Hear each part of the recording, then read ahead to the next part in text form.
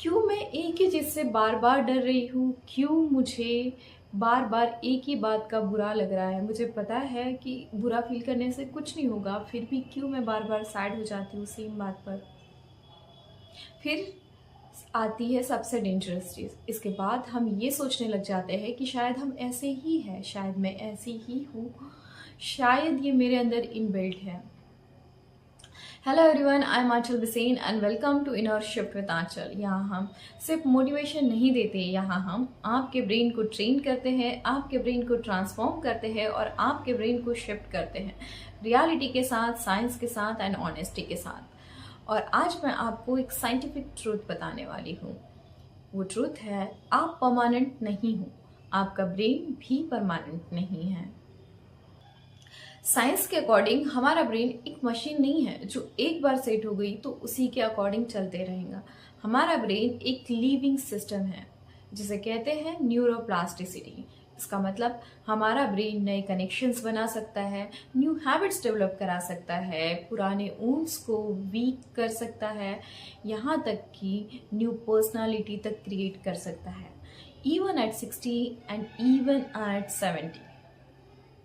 आपको एक real life story बताती हूँ। एक लड़की थी, उसके बचपन में जब उसने एक दो बार स्टेज पर बोलने का ट्राई किया तो एक दो उससे छोटी छोटी मिस्टेक्स हो गई।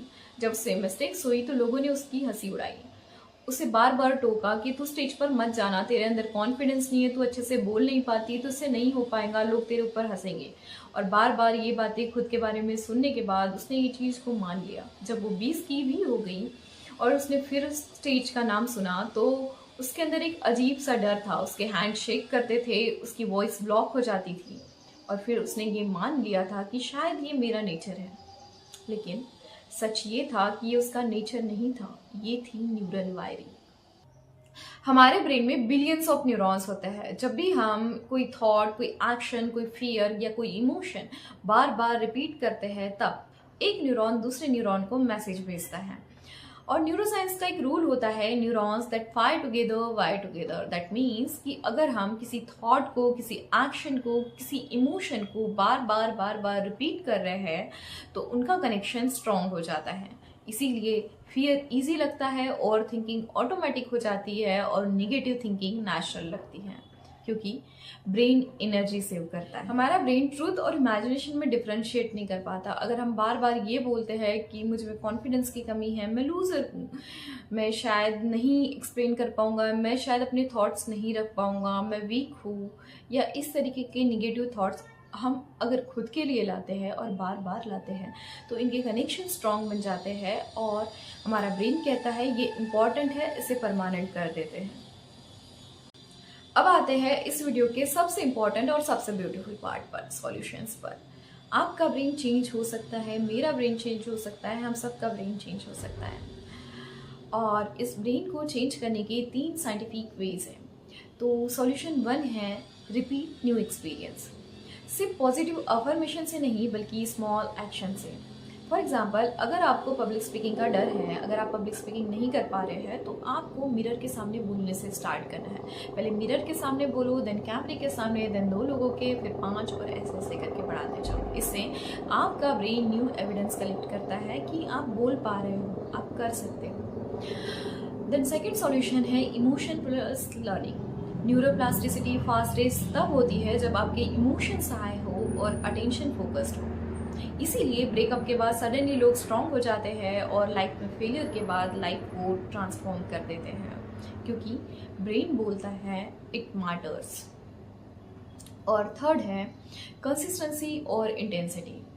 एक दिन का मोटिवेशन ब्रेन को इम्प्रेस नहीं कर पाता, बल्कि रोज 10 मिनट का एफर्ट ब्रेन को कन्विंस कर लेता है और धीरे धीरे ब्रेन की न्यू न्यूरल पाथवेज रिराइट होने लगते हैं। एक्सीडेंट के बाद लोग चलना दोबारा सा सीख लेते हैं, स्टैमरिंग करने वाले लोग पब्लिक स्पीकर बन जाते हैं, शाय रहने वाले लोग लीडर्स बन जाते हैं। ये कोई मैजिक नहीं है, ये ब्रेन की रिवायरिंग है। कभी कभी प्रॉब्लम ये नहीं होती कि आप वीक हो, प्रॉब्लम ये होती है कि आपका ब्रेन ओल्ड पेन को प्रोटेक्ट कर रहा होता है और फिर आप उसे ही ब्लेम करने लग जाते हो इंस्टेड ऑफ ट्रेनिंग।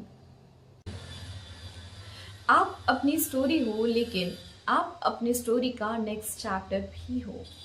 अब मैं आपसे डेली रिचुअल शेयर करने जा रही हूँ जो आपको डेली करना है। आपको सबसे पहले क्या करना है, अपना एक फियर लिखना है।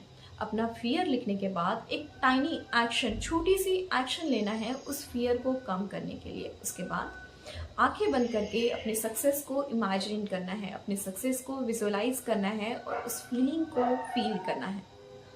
इससे क्या होता है, इससे थॉट, एक्शन और इमोशन वाला लूप क्रिएट होता है and this is how identity changes. अगर आपको ये लगता है कि मैं वीक हूँ, मैं कभी चेंज नहीं हो सकती, तो याद रखना, नेचर ने आपको फ्लेक्सिबल बनाया है। रिजिड तो सिर्फ स्टोन होते हैं, ब्रेन नहीं। दिल ने कहा मैं टूट गया हूँ, दिमाग मुस्कुरा कर बोला नहीं, मैं बस नया हो रहा हूँ। रास्ते पुराने थे इसलिए थक गए थे कदम, नए रास्तों पर चलकर ही तो आएगा पर्सनालिटी में दम। If this video help you to understand your brain, then maybe it is already starting to change.